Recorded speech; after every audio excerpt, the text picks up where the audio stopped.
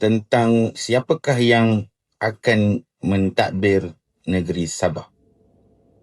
Nampaknya pendekatan dan juga kepercayaan rakyat Sabah kali ini adalah yang terpalit kepada parti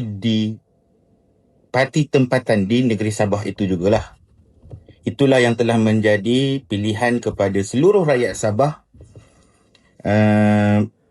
menjelang hari pemilihan yang telah berlangsung semalam. Baik. Sebelum saya meneruskan, saya ingin mengajak kepada semua untuk sama-sama kita menekan subscribe kalau kau nak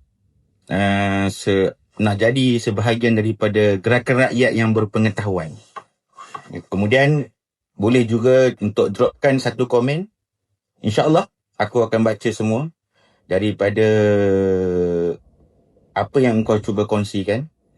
Dan juga jangan lupa sharekan video ini jika ia memberikan manfaat dan juga pencerahan kepada anda dan juga rakan-rakan yang lain.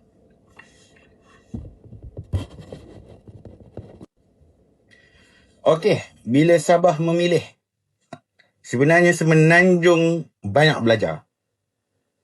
Ada negeri-negeri yang mengajar kita tentang ekonomi, ada negeri yang mengajar kita tentang identiti, tapi Sabah mengajar kita tentang apakah itu maruah politik. PRN Sabah baru-baru ini, kalau kita imbas semula, bising tentang menolak tentang parti daripada Semenanjung, iaitu Pakatan Harapan, Barisan Nasional dan juga sekutu-sekutu yang lain.